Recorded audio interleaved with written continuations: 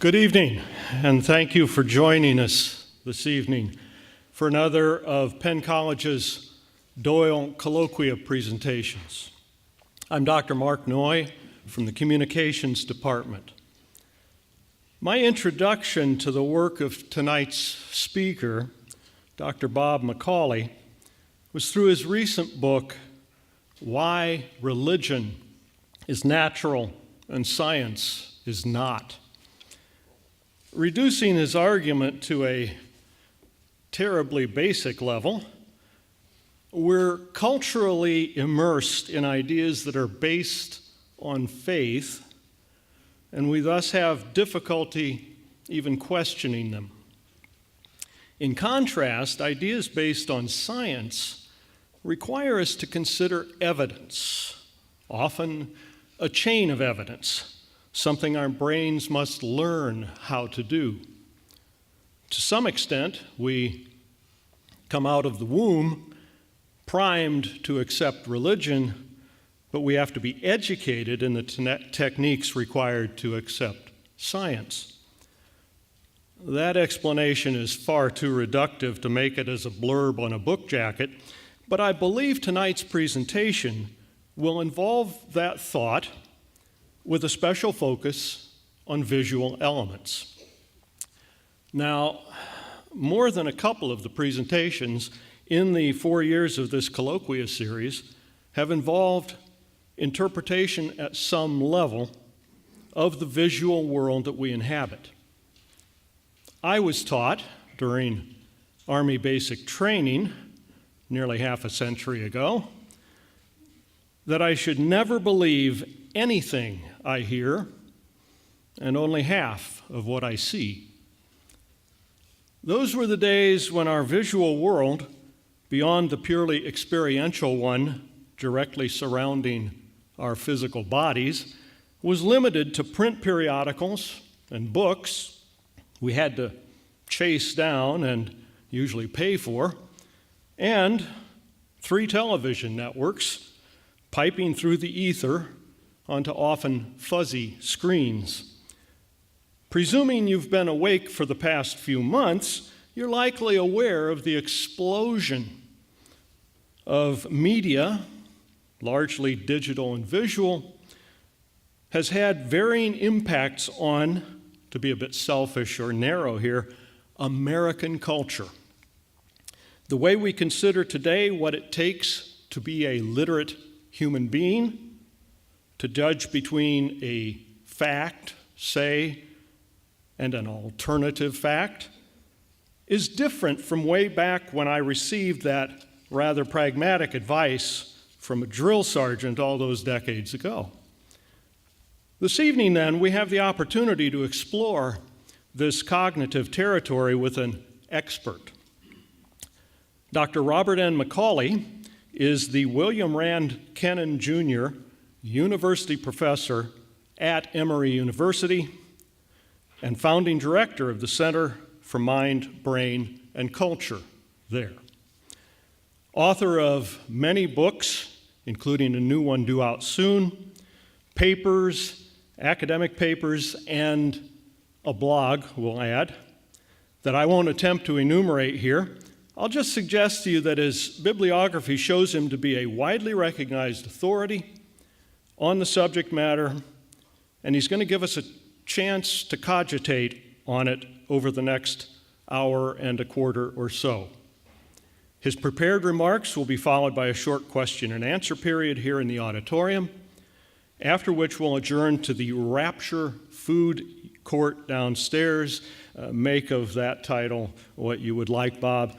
Where you'll be able to buy the book I mentioned earlier, get him to autograph it, and talk with him individually, as well as partake in the light refreshments provided by the college's culinary staff. Ladies and gentlemen, Dr. Bob McCauley.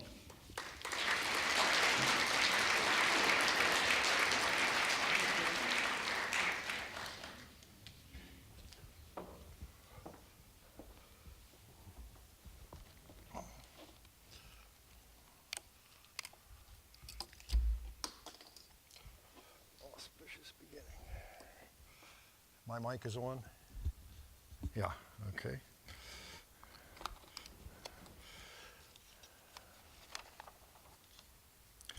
Well, first of all, thanks very much for that kind introduction.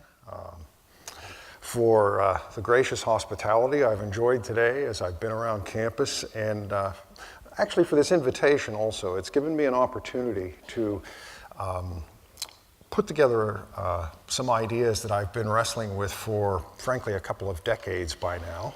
And I've been wrestling with them in part because of the influence of a fellow who was at NYU for many years, most of his career, Neil Postman. And I'm going to be arguing for at least a few of the theses that Postman himself defended. Though what I'm going to be most interested in is, in some ways, their psychological foundations. And that was at least a topic that Postman did not have much to say about. The talk is going to have three sections to it. In the first, what I'll do is sort of lay out some psychological preliminaries, as I've said, and I want to, crucially, to distinguish two types of sort of intuition. Intuitive, or what I'll call, and indeed it is an appeal to the book that Mark mentioned, natural cognition. And that'll enable me to articulate two theses that, in short, I want to defend, and I'll defend those in the second and the third parts of the talk. What I'm interested in are developments in information technologies. And the second part of the talk will look at sort of historical and intellectual dimensions, and it inspires the title of the talk. And then the third section will look at social implications of the displacement of what I call these technologies of literacy in our own time, or at least partial displacement, I suppose we should say, over the last 60 years or so. And that really inspires the title of the third section. Okay, that said, let me charge ahead and talk a little bit about some cognition. I think it's fair to say that over the last 40 years or so in the world of cognitive science and psychology, sort of a hot view has been the notion that there are sort of two types of ways that human minds work. They work reflectively and they work intuitively. The notion is that this stuff over here is explicit, it's conscious, it typically is in language, it's slow and deliberate. I mean, in some ways you might think about it as sort of talking to yourself. And an awful lot of our mental life seems to be like that. By contrast, and I should add that, in fact, there are sort of two contrasting constellations of features, and sort of over here, by contrast, this stuff tends to be unconscious, not terribly articulate. We're not very good, for example, at saying exactly how it is that we recognize emotions in other people, but we do recognize emotions in other people. I mean, we know, we kind of look at their faces and we hear their tone of voice, or we look at their bodily comportment. But to say exactly how and what it is that we focus on, such that we draw various conclusions about that, and we typically draw them with great confidence, is not something that we're at least instantaneously ready to do. These systems, crucially, are automatic and fast, and that's going to be important. Okay, by contrast, I gather that there are a fair number of students in this audience. So I mean, by contrast, what I mean over here by reflective activity, there's a great illustration, right? Getting ready to write a paper for a class. That's something that you ruminate about and think about quite consciously, and needless to say, right. What I'm going to be interested in is, among other things, the acquisition of the very ability to read and write. Okay, what I want to do now, though, is to draw a further distinction, and that is between two types of intuition. And those are what I call maturationally natural intuition or cognition, and cognition that enjoys practiced naturalness. In some ways, talking about practiced naturalness is the easier, because we have an idiom in English that's very familiar, and that is, we say that some things become second nature. After you've had a lot of experience with something, it tends to move from sort of this side over to this side. Think about something, what I'm talking about is sort of expertise, but I don't mean anything necessarily fancy by that concept. Tens of thousands of people who live in major cities that have big, fancy mass transportation systems become experts in that mass transportation system, whereas if you're a newcomer to that city, it's not at all obvious how you do that. People who play chess for years, become expert at chess, and I'll talk about chess again in another second or so. But the crucial point I want to make is, and what I'm going to be focused on, is this ability of things to sort of move from over here to there, where they take on these kinds of properties, okay? And in particular, what I'm going to be interested in is precisely reading and writing, learning how to read and how to write. Among the other things that this does, and this will be a crucial concept as I go along, is it establishes what I would call cognitive distance. Okay, that said, there we go, okay. Again, there are other contrasting features we can make about these two types of natural cognition. The problems, the origins tend to be earlier in the case of maturationally natural capacities. These abilities to, think about when you learn to talk or when you learn to walk, in contrast to when you learned to read and write or when you learned to ride a bicycle. The first are maturationally natural, and the second, reading and writing, are things that we get practice naturalness with. These things are up and running before people even realize that they have them. You don't remember when you learn to talk, but you do remember when you learn to read and write. In addition, the kinds of problems that are addressed, these are pretty basic problems, things having to do with human survival. These over here are rather specialized problems. As I said, either at the perceptual level, at the cognitive level, or even at the level of action. For example, human beings think that they have, as it were, a kind of, we have an idiom in English that says, I never forget a face. That is to say that somehow we remember faces a little bit better than we remember other kinds of things that we deal with. And there actually is some evidence to support that claim.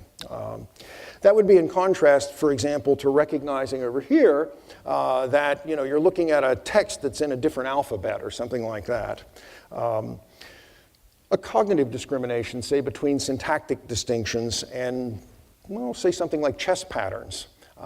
Chess masters can look at a chessboard and in a matter of a second or two have the whole board memorized, even if it's mid-game.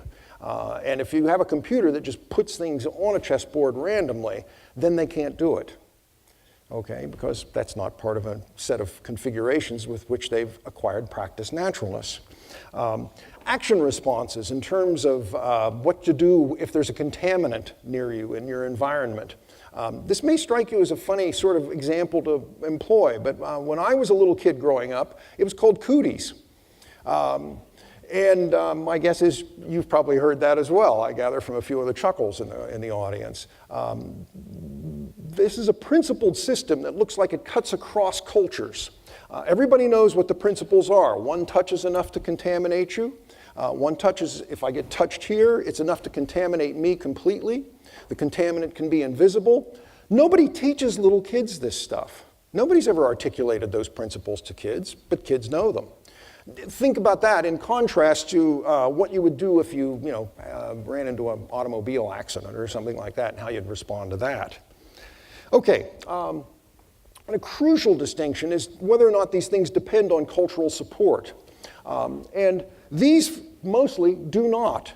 That is to say, you don't sit and sort of give tutelage to a child about how to talk. Basically, you just talk around kids and they start talking themselves. You don't, for the most part, sort of try to help kids walk. And in fact, if you're interested, the research shows sometimes you'll see parents, sort of walking with the kid where the kid is like this, like that, allegedly helping them to walk. In fact, that does not help kids to learn to walk, and it tends to delay the ability of them to, in fact, learn to walk on their own. This is in contrast to all these other kinds of examples that I've been giving you, where, in fact, in short, for most of these things I've been talking about, you go to school. There's a reason for that. Okay.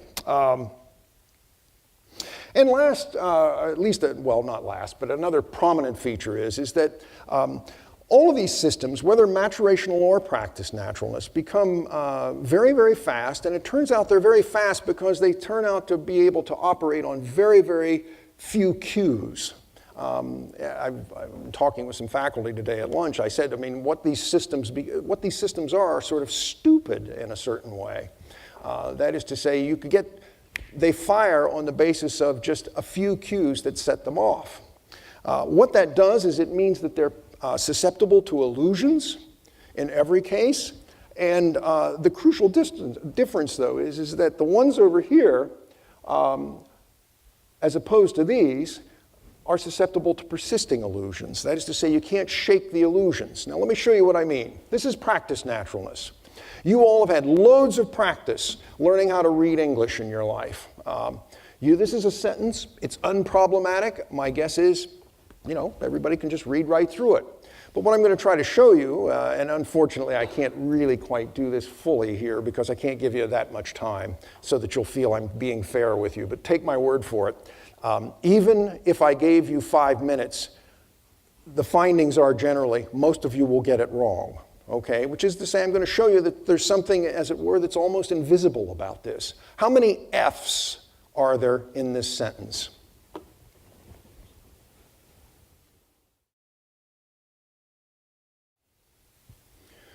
Oh, that's an easy task. Oh, that's easy, okay. Well, most folks don't get it.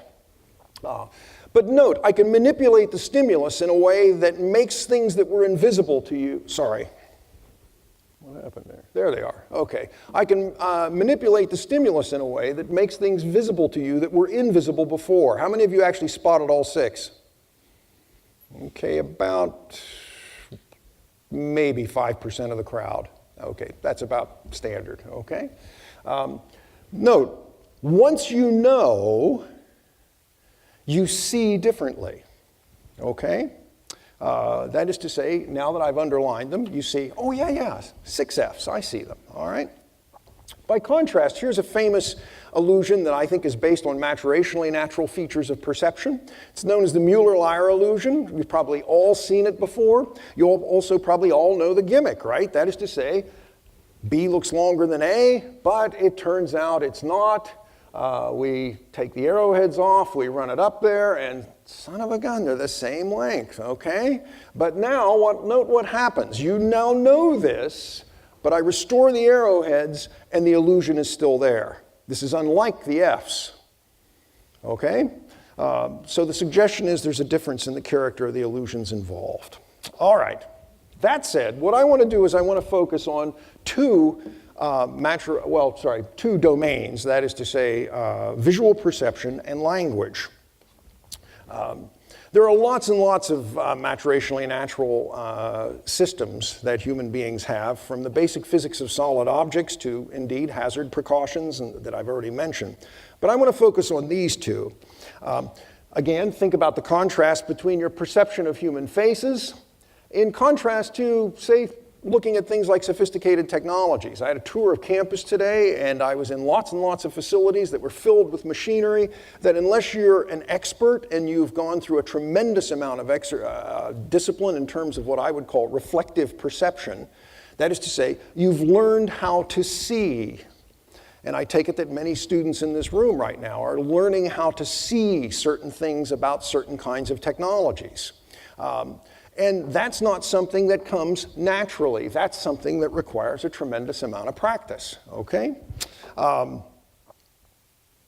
There are whole disciplines sort of dedicated to this. I mean, from technical illustrators right through to, and not just technology, but, say art historians who are looking at different kinds of things, but learning how to see them, okay?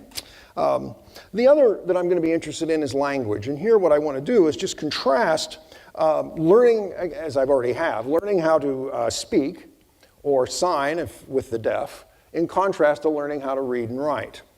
Okay? And what I'm interested in is this process of developing practice naturalness with the technologies of literacy. Okay, now I've given you all of this preliminary. That's the end of the first part of the talk, except to say that it was all in service of defending or laying out for you the two theses I'm going to argue for in the second and the third parts of the talk. Okay? I'll read them to you, no problem. Acquiring practice naturalness with technologies of literacy enables us to obtain cognitive distance from the world, from the spoken word, from individual minds, and from linguistic symbols themselves.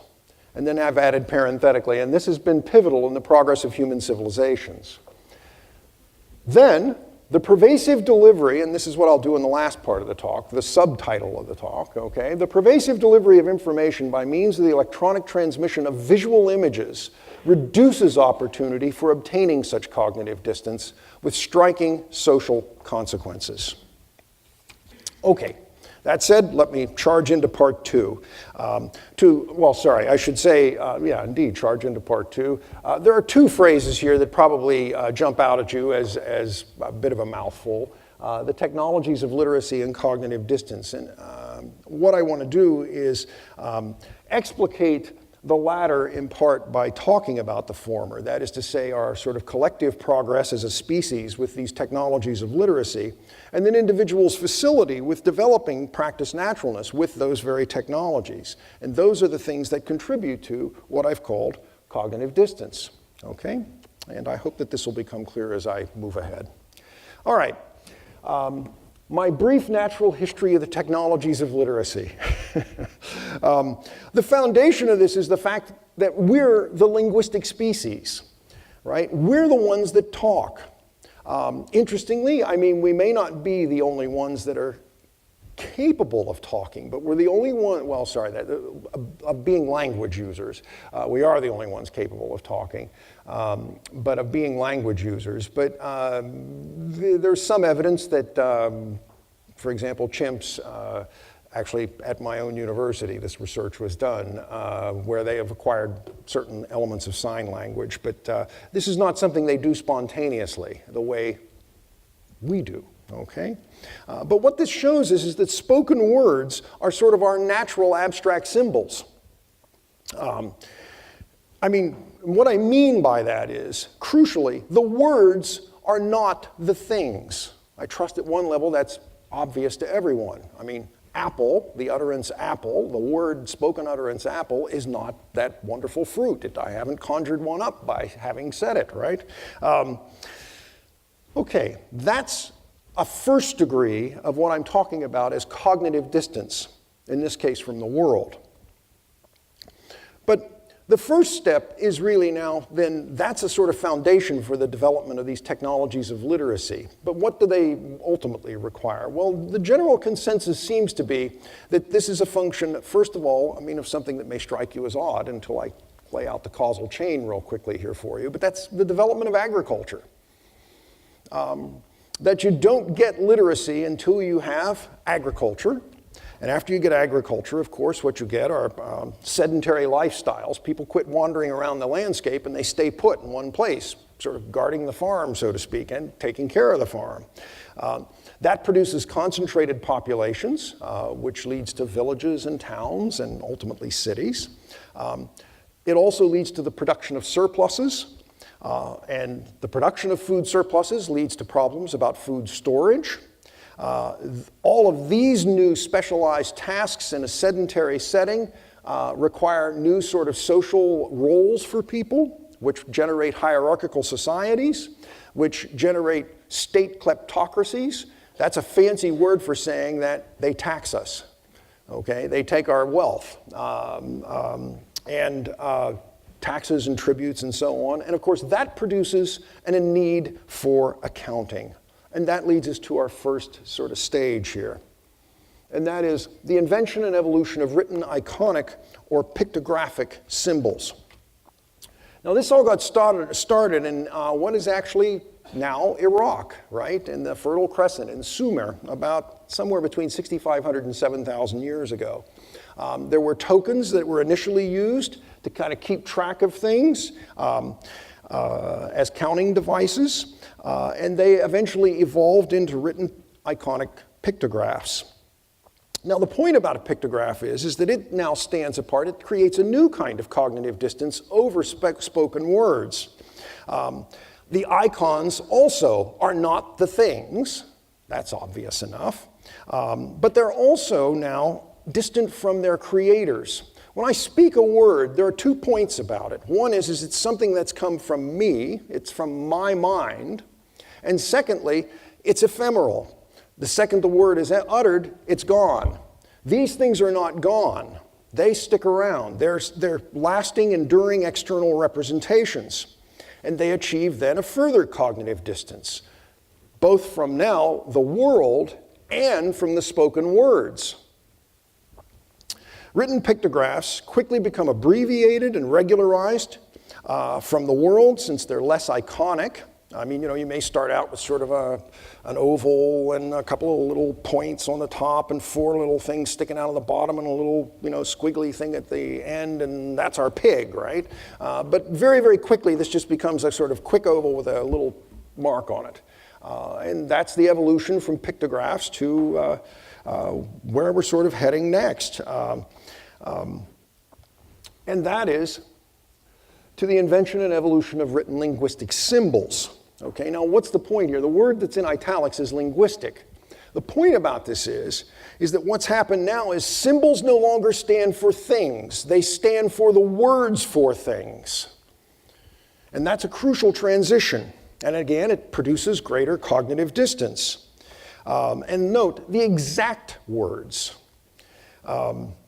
With writing, language is no longer just, again, momentary speech, but again, persisting external representations of sometimes what are even unspoken assertions. Now, written linguistic symbols come in lots of forms. Originally, logograms. Logograms are where you have a single symbol for a whole word. Syllabaries. Eventually, we get alphabets. Famously, hieroglyphics are actually, most Americans, I think, at some point or other kind of bump into the notion of hieroglyphics. Hieroglyphics are actually sort of hybrids of all of these things. They have a little bit of all of them. They have logograms, syllabaries, and alphabets all. But then we get alphabets with vowels. Alphabets with vowels are the first example of making literacy easier to sort of, as it were, making reading and writing easier to learn and more accessible. Why? Because now the symbols simply stand for the sounds. And note, natural languages have a very circumscribed set of sounds. In English, I've forgotten candidly, but I think it's about 52 sounds. Now, we represent that in English with 26 letters, so you see that there's still some problems there. But most languages have somewhere between 35 and maybe as many as 60 sounds. That's a lot easier than having a symbol for every word, let alone a symbol for every thing. Okay?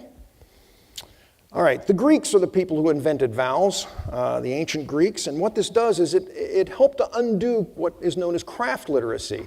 In ancient Greece, you have the first culture where it was more than just the scribes and the priests who could read. Okay, and the alphabet with vowels sort of undoes their knowledge monopoly.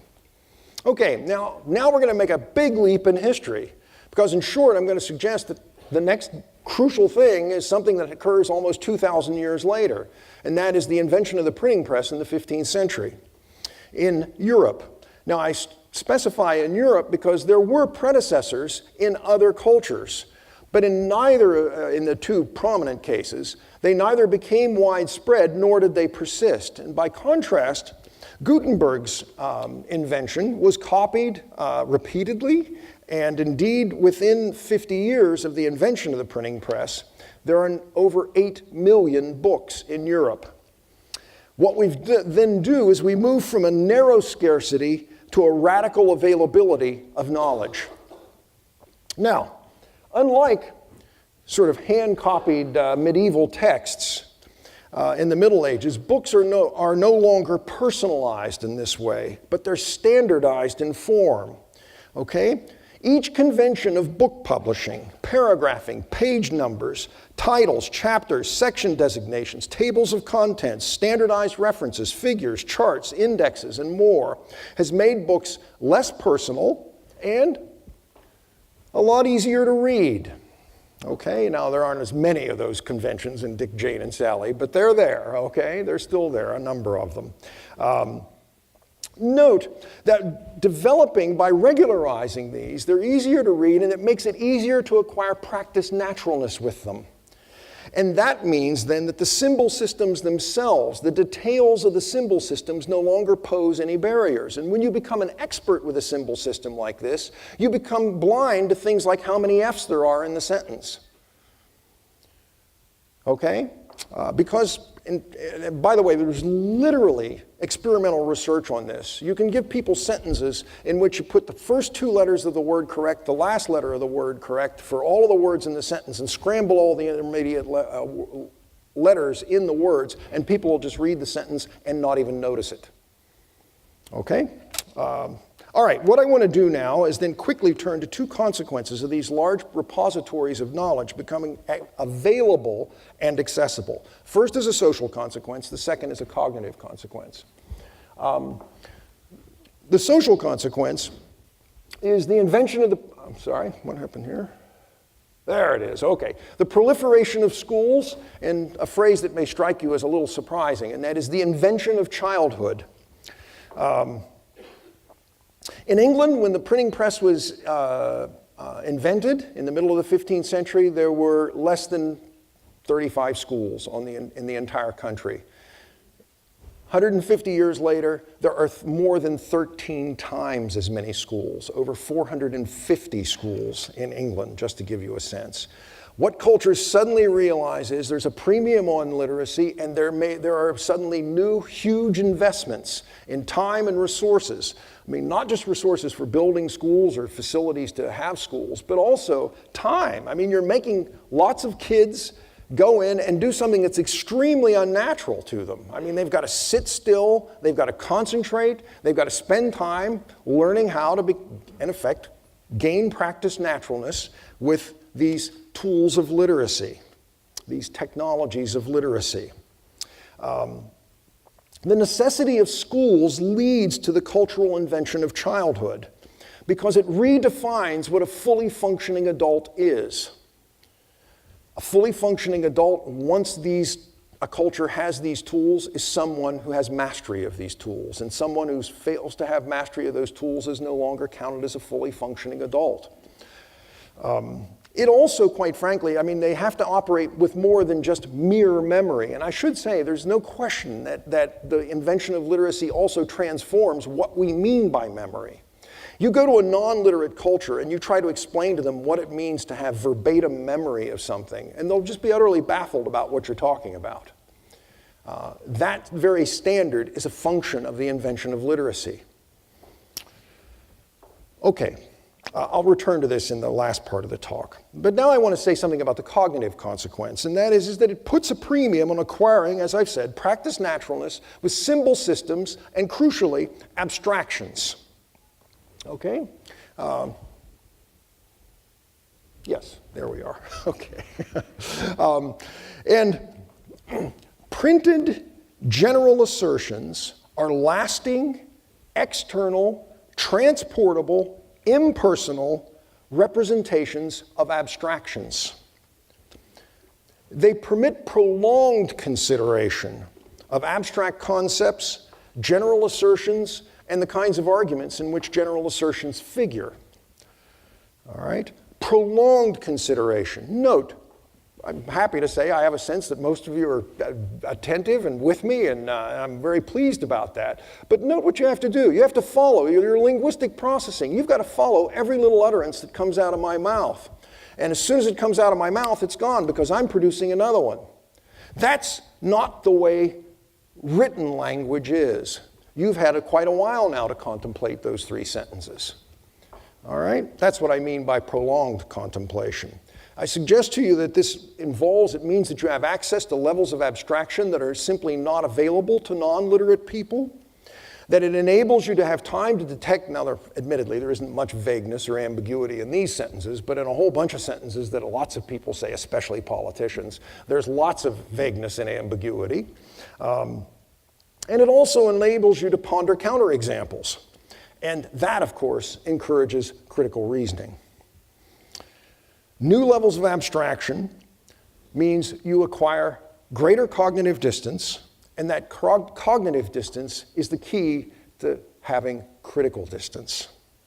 Printed general assertions occasion levels of abstraction that are utterly foreign to the deliverances of maturationally natural capacities, like vision and like spoken language. And they enable forms of reasoning that no images can support. Okay, so now I'm ready. Boy, this has been a lot of work to explicate for you the title of the talk. Right? This is why the cognitive distance that printed general assertions elicit make them worth more than innumerable pictures. No number of images is equivalent to a general assertion. Pictures are always particular.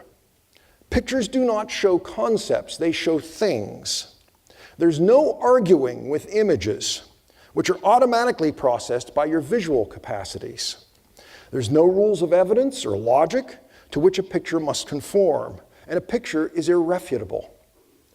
But note, interestingly, it's precisely general claims like this that tell you, general claims like that one right there, that tell you which pictures are important.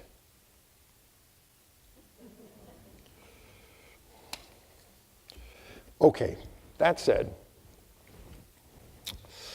unlike the processing of images, which relies on maturationally natural capacities, obtaining cognitive and critical distance are overwhelmingly cultural accomplishments that turn on individuals developing practiced naturalness with the technologies of literacy.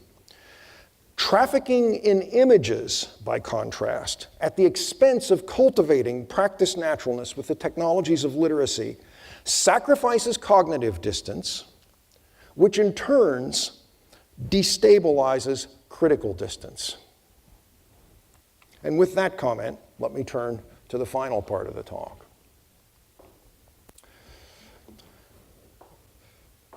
I want to briefly examine 4 social consequences in contemporary American life of the new ubiquitous electronic technologies that deliver decontextualized visual images to us.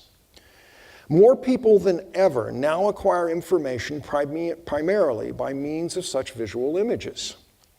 Now, the origins of this have to do with lots and lots of inventions of technologies over the last couple hundred years, from photography to telegraphy and motion pictures in the 19th century, to television and personal computers in particular in the 20th century, and our mobile devices and the availability of Wi-Fi now in the century in which we live.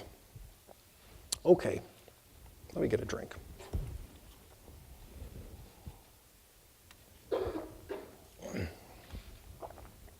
Before I launch into this, I want to make 3 preliminary comments. The first one is that I assume that what I've just said is uncontroversial about the pervasiveness of these images. If I can give any other illustration, I don't think I can give any better illustration than simply what was going on in this auditorium before this talk started. 30 years ago, when you were in a situation like this, people came, they sat down, they saw friends, they sat and they talked. What happened overwhelmingly is people came here and they had their cell phones out looking at them. Okay? Facebook estimates that Americans average 3.5 hours daily simply viewing online videos. I'm not talking about TV or anything else, just online videos. 3.5 hours daily on average. Common Sense Media shows that, that's an organization that does research on these things, Common Sense Media shows that teenagers' parents who view themselves, and they found that they unequivocally do view themselves as trying to set a model for their kids. And among other things, they say they try to set a model for their kids so that the kids don't become deeply, deeply invested in these technologies. Nonetheless, the parents average 9.5 hours daily viewing a video screen. Okay? Now, the thing that's really interesting here is their best estimates suggest that only 1.5 out of those 9.5 hours has anything to do with looking at a screen that has anything to do with their work. This is just a footnote. I mean, my guess is, maybe some of you don't know or care about this, but let me tell you something. Economists have been scratching their heads for 2 decades now, trying to figure out why it is that productivity is not growing faster in the United States. I think you've got at least a kernel of an answer right here. Okay? All right. Next preliminary comment, and that is some disclaimers. As I trust my mode of presentation, after all, I'm using PowerPoint, my comments on reflective perception, that is to say, the notion that there are sorts of forms of study where you learn how to see certain things. And if nothing else, my black sheep illustration show that I do not think that getting information from images is always problematic. I don't think that. Also, images are not inherent to computerized technologies. Lots of people, including me, but lots of folks use computers to read and write. They are different from televisions. They don't have to be video devices, though, in fact, it turns out how most people use them most of the time. Note, computers are importantly different from television in particular. And this is going to matter in some ways. That's why I'm really quite open about computers. I'm I'm afraid, more pessimistic about television. But television only transmits information. That's all it can do, right? Computers, by contrast, can store information and process information. And those are 2 very, very different kinds of things.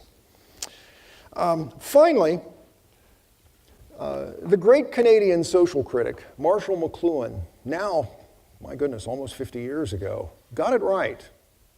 His famous byline was, "The medium is the message." And I do want to say that the medium is the issue, okay? I think that TV content is wildly uneven. Some of it is just absolute drivel, and other parts of it are just terrific. There's lots of good things on television that are engaging and interesting. But that's not the point. I'm not saying watch good TV, don't watch bad TV. I'm saying you need to understand what's going on as you watch any TV or any video, or you're consuming information overwhelmingly by means of images. And that is, you're relying on instant, automatic visual processing, okay? And I trust you've now seen that that's not necessarily reliable. Remember the illusions, okay? And that's in contrast to the cultural achievement that knowing how to carry out careful analysis and argumentation is with the technologies of literacy. Okay, that said, many people, this is kind of a sort of a favorite activity of talking heads, right, these days, is to speculate about what new technologies might do for us. What I want to do is spend a little bit of time now here at the end pondering what they're undoing in the world we live in, okay? Specifically, what the pervasive acquisition of information by means of electronically delivered images is doing to contemporary American culture. Now, the first is straightforward. You're gonna, this one, Macaulay gets to shoot one fish in a bucket, or in a barrel here, right? And that's the decline of literacy. Now, my first clue about this is at more than now 20 years ago. My daughter will be 34 years old this month. When my daughter came home and she had a writing assignment in elementary school. And I was interested in that, as any parent is. When I was in elementary school, I'm now going to sound like one of those old goats, right? By cracky, in my day, when I was in elementary school, I had to write reports on presidents and things like that. My daughter's assignment was to write an advertisement for a basketball. And as soon as she came home with that assignment, I knew there was something very seriously wrong. Okay, but there's better objective evidence than this. Here is SAT scores in the United States over the last 50 years. All right? It's what I'm most interested in, actually, is this initial decline. That initial decline is not any of the students in this room. That's old guys like me, okay? This is the baby boomers who have spent basically the first generation looking at television throughout their childhood and into their adolescence, and this is what happened to their verbal scores on SAT exams, okay? Now, watching actual TV has declined in the subsequent years. People don't spend as much time watching TV as they did in those days, but that doesn't mean they're watching less video. In fact, they're watching more video. It's just not on television, okay? And moreover, the chart itself does not even reflect the fact that in 1995, the verbal scores were recentered.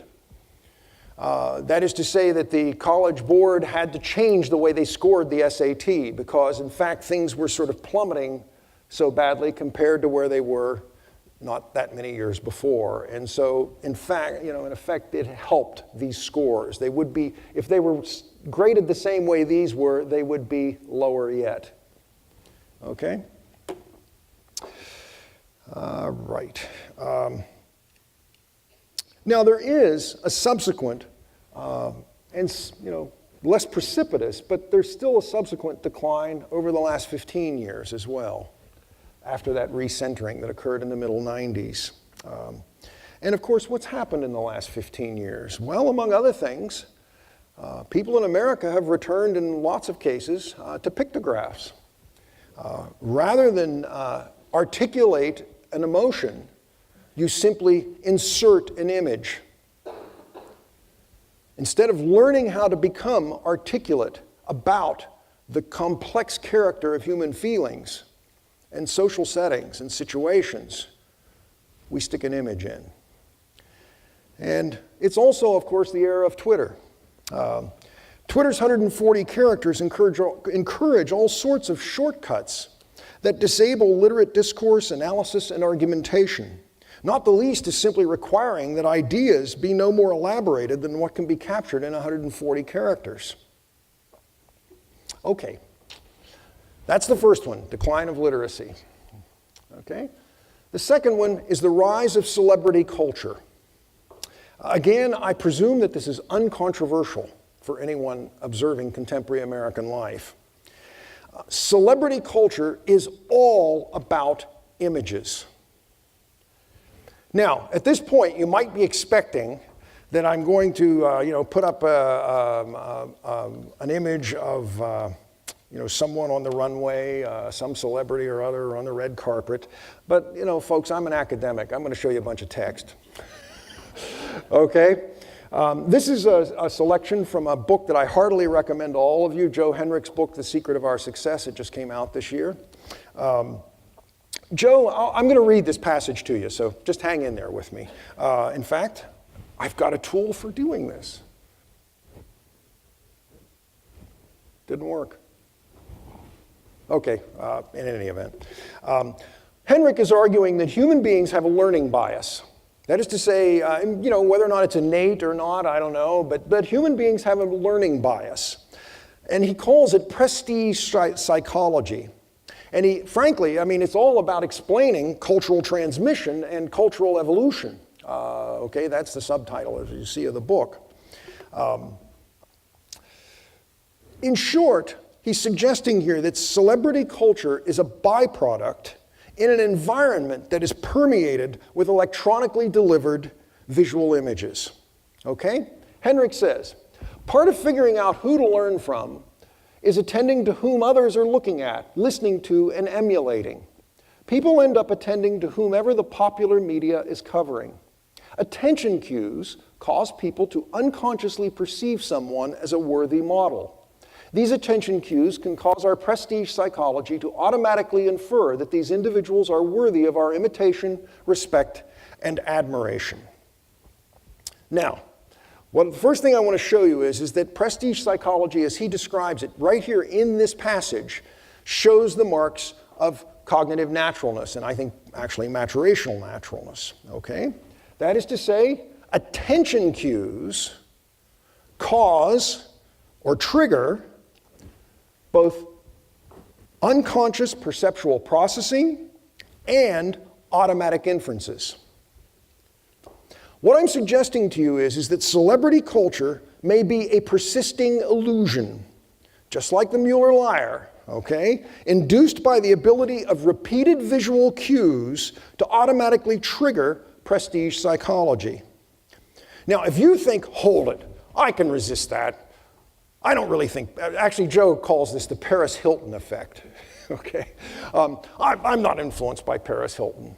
I'd suggest to you that anytime you are in a setting where it's overwhelmingly conspicuous to you that a large group of people are paying attention to someone else, even if it's Paris Hilton, you can't resist it, no matter how hard you try.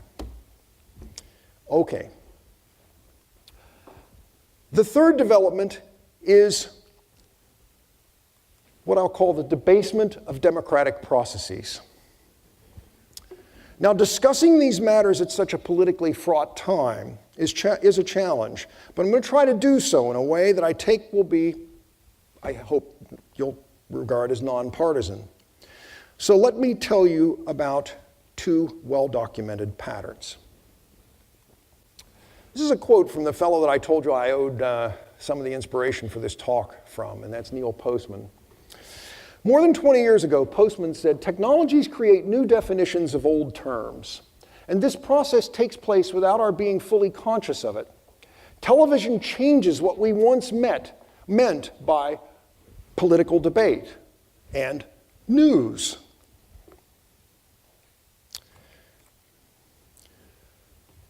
Now, other than in our age of television, without a doubt, the most famous debates that occurred in American political history were between Abraham Lincoln and Stephen A. Douglas in 1858 when they were running for the Senate seat in Illinois. Let me just share a couple of facts about those debates with you. First, there were 7 of them. Not 2, not 3, 7. There were 7 of them. They occurred in various towns around the state of Illinois. Here was the format for the debates. The first speaker spoke for 60 minutes. The second speaker responded for 90 minutes, an hour and a half. And the first speaker then had a 30-minute, a half-hour rejoinder. All these debates were printed in full in newspapers. They were attended by thousands of citizens in all 7 cases. And you must remember something. They had no voice amplification. I invite you to imagine what that was like. In our age of television debates, and those are scare quotes, okay? In that era, with candidates from both sides of the aisle, or 3 sides in the case of the 1992 situation, what we have are candidates and their teams, as it were, negotiating to ensure that they never need to speak more than 2 minutes.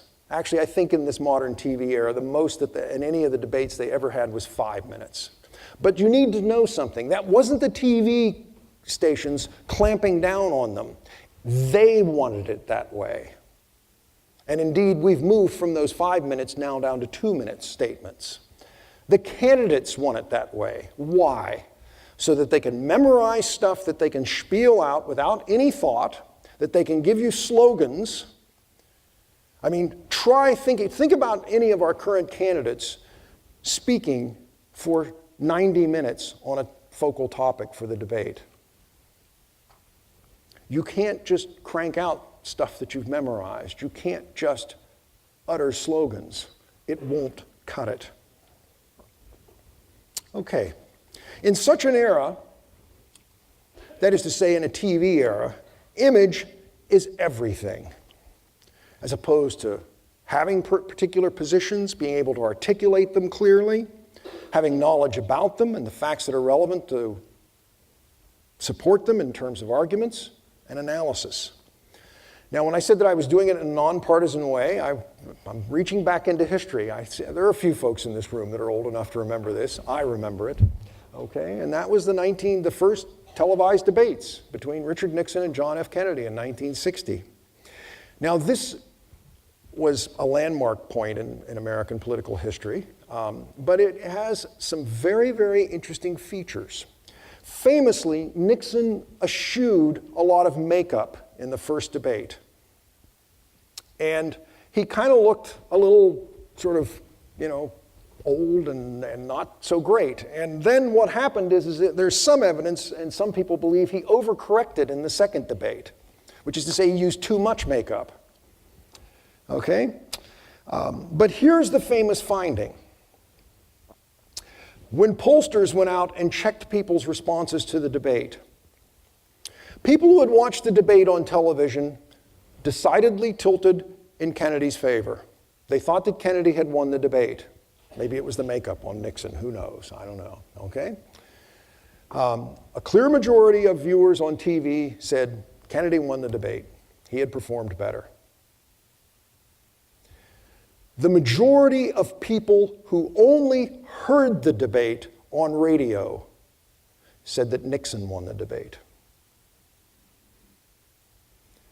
People who were not sort of overwhelmed by visual images, but rather had only to do the linguistic processing part. Still maturationally natural, but at least it's linguistic, right? I mean, you're processing what they were saying, tilted in favor of Nixon.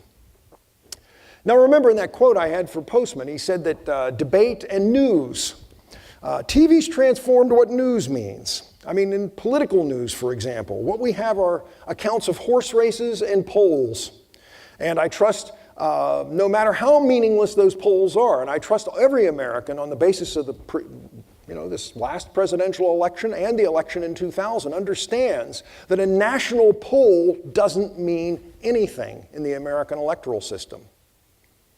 What we have are 51 individual presidential races and an electoral college. So the fact that they keep telling you what those polls, what the latest poll is, it doesn't mean anything. And they only report about sort of who's winning or who's up, who's down, that sort of thing. Here's quite frankly, I find this a frightening report. Another one of these think tanks, the Tyndall Report, studies the major television networks. Listen to this one. The three major TV networks for this election cycle in 2016, the presidential election cycle, averaged 1 minute of covering issues per month in their national news telecasts. Okay, be clear, even newscasts are about the attention economy. Now this is as opposed to the quaint notion that access to the broadcasting spectrum is a sacred public trust. The aim of television, the aim of websites, the aim of anything that is trying to attract your eyes is to attract your eyes and to hold your eyes, because that's how they make money. And that's just as true about so-called fake news. These folks in foreign countries, I trust you all have read enough about this to know that there were a number of foreign websites that were alleged news websites, making up all kinds of stories. These people got very rich doing this because people did go to it, principally by means of links through Facebook. Now, what I would like to suggest is that inevitably this will involve a diminishing of constraints, both substantive, so-called fake news, right, and also, frankly, moral. I'll say a bit more about that in just a bit. You've all heard the local principle, right? If it bleeds, it leads. Now, my favorite example is this one in this picture up here. This is the human chandelier from the Ringling Brothers Barnum and Bailey Circus. In 2014, when this act first appeared, the chandelier broke. And these women fell to the floor and they suffered a variety of injuries. The reason I have it up here is this. ABC's national broadcast of World News Tonight included this video for 5 consecutive nights in their national news broadcast. I'll leave it to you to assess its comparative importance to the welfare of our nation. But it does keep your attention. Okay. Now, I suspect that the fourth consequence, and this is the last one, is the least obvious and thus most surprising, though you've already gotten a hint of it from some things I've already said. It also probably most readily lends itself to direct action by individuals, each and every person in this room. Neil Postman famously stressed what he called the disappearance of childhood. I prefer the metaphor of the erosion of childhood. Now, you need to understand that prior to the opportunity created by the printing press, and therefore a need for widespread literacy, that is to say, from human prehistory right through to the early modern period, certainly throughout the Middle Ages, human development basically has two stages, right? The first is the tuning of all those early emerging, maturationally natural systems, principally marked by about 5, 6, 7 years of age, children have become competent speakers of their language. It's not a coincidence that school age is the same across cultures, and it's somewhere between 5 and 7 years of age. The second stage, of course, is arriving at sexual maturity in adolescence. The point I want to make is that with the invention of the printing press, it introduces a new culturally invented stage. It's called childhood. What happens between 7 and at least sexual maturity, 13 or so, but 14 maybe, or even more, 7 to 18. This is not a natural stage. Schools create the necessity of an extended childhood because it takes a tremendous amount of time and effort to develop practice naturalness with the technologies of literacy. Now, without widespread, prolonged schooling, there is no childhood to be had. I have in mind here most of the ancient world and certainly the medieval world. Have you ever noticed, if you've been to any art museums and look at all those medieval paintings of the Madonna and Child, the thing to notice about them all is that the child doesn't look like a child. It looks like a 42-year-old guy, right? And the best evidence of that is look at the proportion of his head relative to his body. That's the proportions of an adult, not of an infant. Europe in the Dark Ages returns to natural oral culture and craft literacy. The only people, as it were, who can read are those scribes and priests. No secrets are kept from children. Peter Bruegel's The Elders' paintings are wonderful illustrations of this. The children, and I don't know if you can see them very well, but the children are miniature adults. Right there are two right there, actually, and then a third who's a little older. They're just miniature adults. This is just as true for the uneducated working class in the late 19th century. This is a painting I actually just bumped into just a couple months ago in San Antonio, Texas. John George Brown's Street Gallantry. The point about the painting is this. It portrays kids who are, I would guess, somewhere between 8 and 10, maybe 11 years old.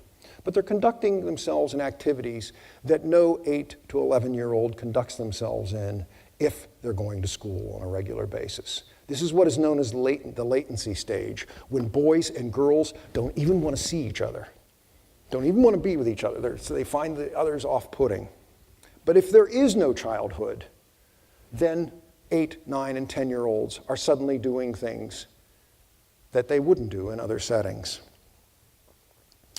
Also, now in a third world of child soldiers and workers in Africa, in India, and the Middle East. And in a television world, including the world that each and every one of us lives in a television world where kids always know more than adults. I think this started with that fellow Gary Coleman, if you know the history of television. A television world where kids always know more than adults, and of course, adults, especially on game shows, act like little kids.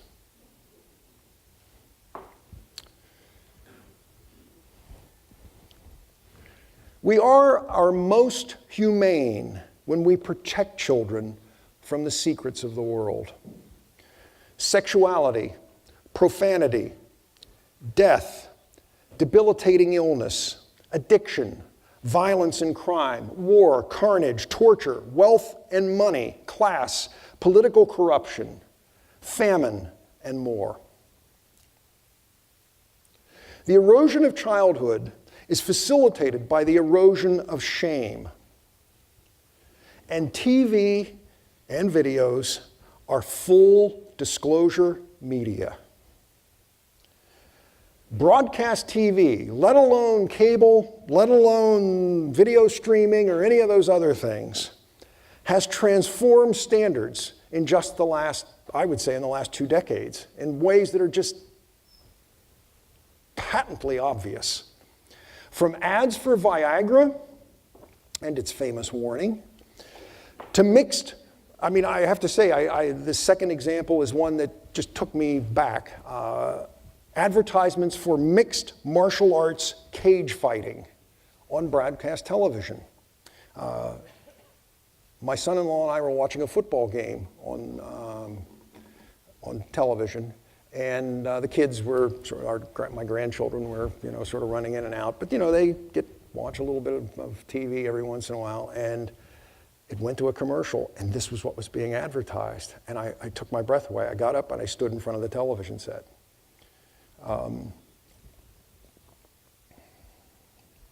In a literate world, these secrets are locked up. They create a knowledge gap. Ideally, acquiring such knowledge gradually becomes an achievement of a carefully prepared, literate mind. Okay, types of evidence. The sexualization of children. I have in mind, for example, things like Halloween costumes, French maid costumes for 9-year-old girls, beauty pageants, if you remember, you're old enough to remember JonBenet Ramsey, sexting in junior high and middle schools, and what is my absolute favorite, well, I mean favorite, not favorite, but pole dancing accessories for Barbie dolls that were sold in the United Kingdom until there was enough public protest about it. Secondly, treating children as adults legally.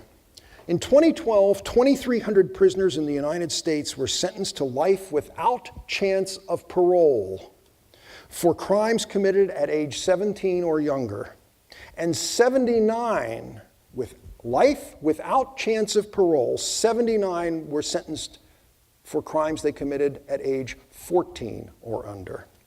Los Angeles County just this past year outlawed solitary confinement for anyone under 18. And third, the adult child. In a culture of electronically delivered images, there is an obliteration of the distinction between childish and adult sensibilities. Regarding the latter, the adult child is a grown-up whose intellectual and aesthetic capacities and tastes and whose emotional understanding remain frozen in time. Same as in their adolescence, or perhaps even younger. I mean, I've been quite struck by the rise of this new phenomenon, coloring books for adults. I would also point to the pervasive popularity in every major American city of radio stations that play, as it were, one might say, the golden oldies, right? The hits from some previous decade or other. It's not that the music's bad, I'm not saying that, and it's fine. Of course you should have the right to do this. But what is interesting is that there's such a huge audience for just listening to that music over and over and over again. The music of your adolescence is typically what we're talking about. And movies for adults have become comic books on video. They're stunning special effects, images, but often actually with very little acting in them. Now, the crucial measure here I've found is the length of a given take in a movie, okay? I invite you all, if you got Netflix, go get 3 movies from the 1950s, 1940s. what you will see is that there will be scenes where the camera is on the same scene without changing angle for long periods of time. People actually have to say things and act. Contemporary movies, by contrast, is a constant new take. Why? Why? Because every time there's a new take, every time there's a new angle, every time there's a new vision, a new image, you go back to those maturationally natural systems kicking in. You've got to figure out what the image is. There's no time to be contemplating what else is going on. Walt Disney said, "Adults are only kids grown up." Well, Walt should know. Since the 1990s, the fastest growing segment of business at the Disney properties, in Disney World in Florida in particular, is childless adult couples. I'm sorry, I understand going once or twice, maybe even twice. We took our daughter there when she was 11. We said, this is it, you're going once, this is it. It's very hard for me to fathom why people would want to go to this place if they didn't have kids, let alone go multiple times. Okay, last slide. I'm going to let Neil Postman have the last word. Postman said, "Once the machine is built, we discover, sometimes to our horror, usually to our discomfort, always to our surprise, that it is quite capable not only of changing our habits, but of changing our habits of mind." I've argued that these kinds of technologies alter human modes of cognition, the capacities with which we think. They tend to force us back to the maturationally natural capacities in contrast to exercising our practice naturalness, particularly with the technologies of literacy. They change human interests, the things we think about. Advertisers, web designers, TV folks know what images grab your attention and therefore what things will dominate your thought. And they also alter the character of human community, the context in which our thoughts take shape. The increasing acquisition of information by means of the electronic transmission of images may be undoing familiar aspects of human community, human thought, and finally, I think even human identity, that merit our attention and considered response, both individually and collectively. Thank you.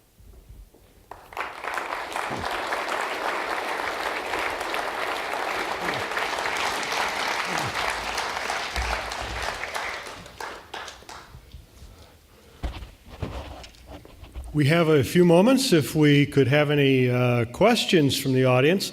Dr. McCauley will be glad to respond to some. We've got microphones, so if you have a question, if you'd raise your hand, and one of the microphones will get over to you. There's one over here.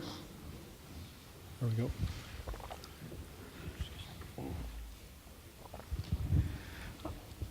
Yeah, I'm wondering about something as an instructor. We are generally encouraged to use more images in instruction. Is that a mistake? Because maybe we're undermining the textual learning we want the students to have. I don't think that there's any carte blanche response to that to say, oh, well, yes, using more images is always a mistake. I would remember my disclaimer. I mean, one of the things I'm saying is that of course people can learn from images, and indeed there are whole disciplines that are devoted to sort of learning, as I put it, learning how to see. Sometimes seeing is very, very helpful. I mean, it's certainly a heuristic device to help little kids first acquire language. First acquire literacy, right? I mean, Dick, Jane, and Sally are pictured in those books, and you can kind of see what they're doing and what Spot's up to, and and so that helps you to sort of perhaps make some educated guesses about the words. I guess I would say this. I think that unless you're working in one of those disciplines, there probably ought to be at least a few sessions every semester where you never use a PowerPoint slide once. That students are forced to engage and to think by throwing the questions at them. But is this unequivocally a bad thing? No, I don't want to say that. I mean, first of all, it isn't going to go away. It isn't going to go away. It will always be with us now that these technologies exist. What I am concerned about is the over-reliance on those technologies in a way that, as I've said, sort of tends to displace the development of this practice naturalness with the technologies of literacy. And that doesn't have to happen.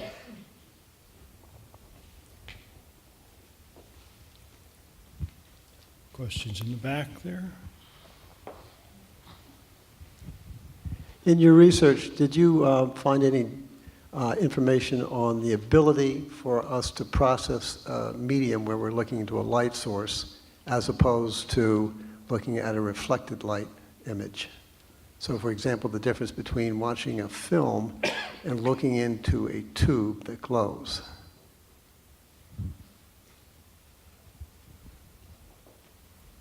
I guess I'm missing, could you just repeat the question? It's a question about the nature of the medium that we view the image in.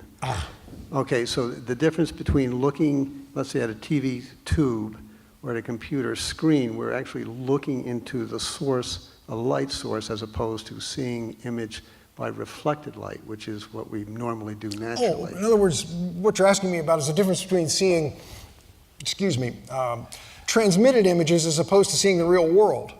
Right, and our physical ability to process the images we see through the tube. Well, that is of a piece, at least with some of the points I made right at the end about the way movies work, right? I mean, when you're watching images on screens, you're not in control of sort of what you see, right? I mean, they're controlling the pace of what you see as well as the content of what you're seeing. By contrast, when you look at the world, you have a good deal more control. Actually, there's a difference between seeing a film, because we're not looking into the light source. We're seeing the film projected onto a screen, and then we're seeing it reflected light from the screen, as opposed to staring into the tube. Oh, okay, you didn't mean the real world. You meant going to movies in a movie theater.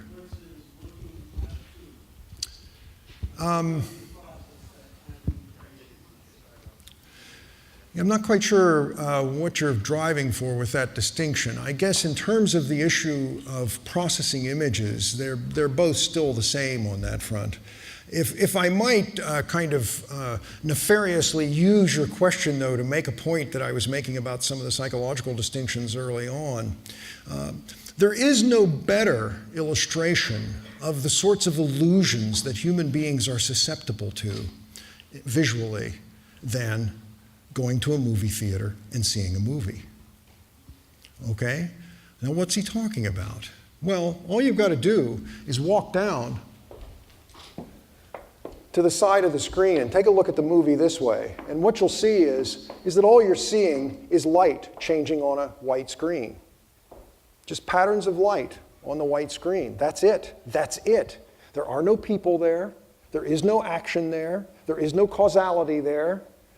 It's all an illusion, a visual illusion, a wonderful visual illusion. I mean, we love movies, and they're lots of fun to watch. But note, it's a technology that takes advantage of our maturationally natural, tuned features of our perception.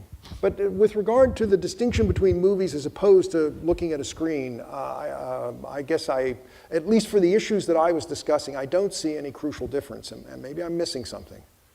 But in any event.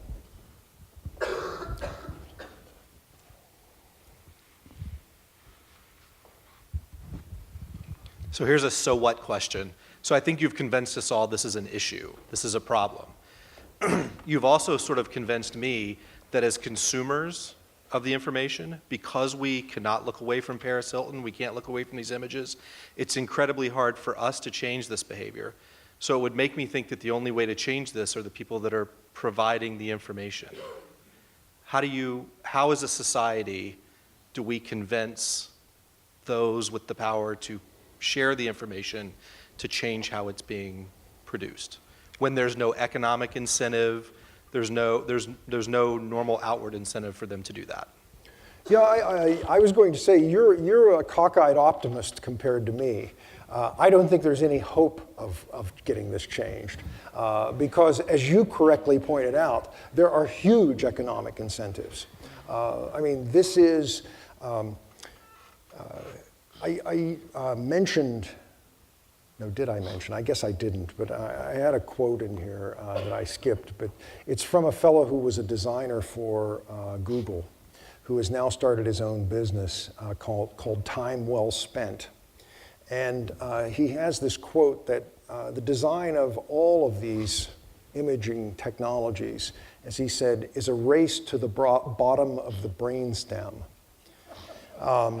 which is to say, and you said, how do we overcome it? I want to make clear, basically, you cannot overcome it as an individual perceiver of images. Because remember what I told you about these maturationally natural systems. They are automatic. So even if it's the case that you learn about these matters, even if it's the case that you've actually paid attention to, I don't know, Lindsay Lohan or Paris Hilton, and you know that they have led less than exemplary lives, you can't resist when if Lindsay Lohan walked into the room, right, and there were a gaggle of people around her paying attention to her, you cannot resist the notion that this is going to grab your attention as well. And the question is whether or not your prestige psychology will hit in. But a certain sense of prestige is inherent in the attention that the person gets. But I take it you were asking a social question as well. And that's why I said that, especially with the fourth consequence that I pointed to, that this is one where it seems to me individuals can really make a difference. I mean, I could say really strong things here. I think that people should assess very, very carefully how much TV and video they let their kids watch. It doesn't matter what the contents of the TV and the video are. That's not the point. I mean, I'm even talking about Sesame Street. At a comment at lunch today, I've forgotten who, but someone pointed out that at least in one of the conversations I had today, that these days we don't let kids have sort of time for just free play. If they're not looking at screens, they're booked with, you know, soccer practice and ballet lessons and, you know, you name it, on down the line. I think free play is a very valuable thing. One of my colleagues, Dick Neisser, is really one of the most former colleagues, Dick's dead now, but one of the most famous psychologists of the 20th century. And Dick had a very simple view about elementary school. He said, make them sit there for 45 minutes and work them hard, and then give them 20 minutes to go out and run around. And then bring them back in and do the same thing again. You've got to give them time to get out there and just run around, get the energy off, do the kinds of things that come naturally to them, because otherwise, you know, you pen them up with frustration. Interestingly enough, even in education, we do this, it seems to me, mostly the wrong way, because what's been eliminated are precisely things like recess in physical education.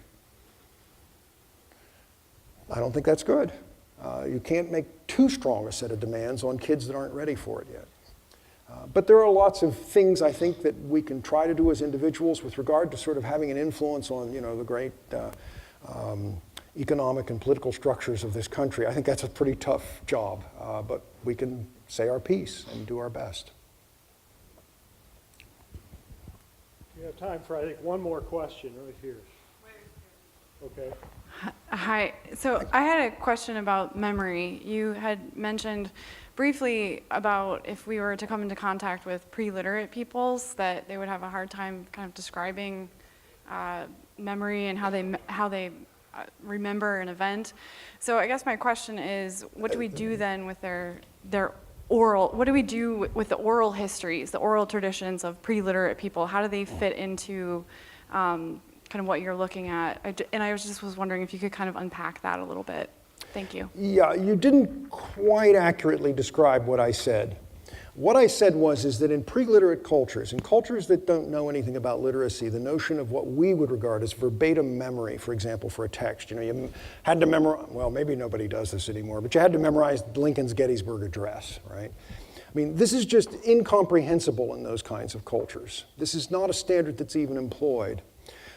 There's a terrific book by David Rubin called Memory and Oral Tradition. I heartily recommend it to everyone. He studied oral traditions in contemporary cultures in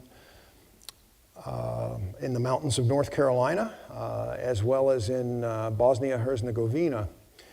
And what you find is that folks who allegedly have memories of these huge epics or and so on, I mean, when scientists go with their standards of literacy and assess what's going on there, it turns out, although everyone will tell you this guy has this thing completely memorized, they don't. They have a number of recurring themes, and they have a number of recurring tropes, and both are sort of get their play anytime somebody goes through a recitation. But the notion that they give exactly the same recitation as they gave the time before, it just doesn't happen. With regard to oral tradition, though, I have other interests, I guess, as Mark's introductory comments suggested, because I've had a long-standing interest in religion as well. And there's interesting evidence about the existence of certain kinds of oral traditions. It's not exactly in non-literate cultures, though. It's typically in literate cultures which is true, by the way, of most literate cultures for most of human history. Most people were not literate, okay? Everybody follow what I just said, okay? So even in the cultures where literacy existed, for most of the time, for most people, they weren't literate. There were a few people who were literate. There was craft literacy. And so occasionally, right, I mean, if you get conquered or, you know, somebody kills all your priests or who knows what, you're sort of stuck. And so there is some very interesting evidence in India, in Kerala state in India, about memory for certain ritual texts in a setting of people who were not literate. And what you see is that if you sustain anything remotely close to what we would call verbatim memory, there's just a huge cultural investment in it. So these people are not literate, but interestingly enough, they have sort of what we might call schools. And so what you see is that there are all sorts of things going on in those schools, and it's sort of standard stuff that, with regard to what psychologists have found about mnemonic devices. I mean, first of all, you have prose that, it's prose that in effect becomes poetry, right? I mean, first of all, you have rhymes. And you have rhythms. And it turns out that, for example, when you have kids practicing these rhythms, you have them go through certain bodily motions. So quite literally, the priest will have the kid's head, and as the kid is reciting the stuff, he'll take the kid's head and go, right, in rhythm with this. And various moves mean various tropes. Fritz Stahl at Berkeley went and sort of found these folks in Kerala, and it was fascinating. I mean, we're talking about the equivalent of scores of pages of text. Basically, these folks had it for about 700 years by way of an oral tradition that was sustained in the way that I've just described. But to have sustained it in that way and to have made that cultural investment already presumes, I think, the fact that literacy already existed, and so that standard was there to be met. In cultures where literacy doesn't exist, so far as I know, there's not an ethnography anywhere that reports anything like that. I hope that helps. We'd like to continue this downstairs in the Rapture dining unit area. For those not familiar, you can go out either door and down that way. Those needing an elevator, go out on the right side. It's down the hall. Second point, They don't have to buy a book. if you would please remember on April 4th, Cyber attacks, the weapon of choice of criminals, terrorists, and spies. Dr. William Ebersol of our faculty is going to do a presentation that I think will, again, entertain. For now, I'd like to ask you all to join me in, once again, thanking Dr. Robert McCauley for this evening's presentation.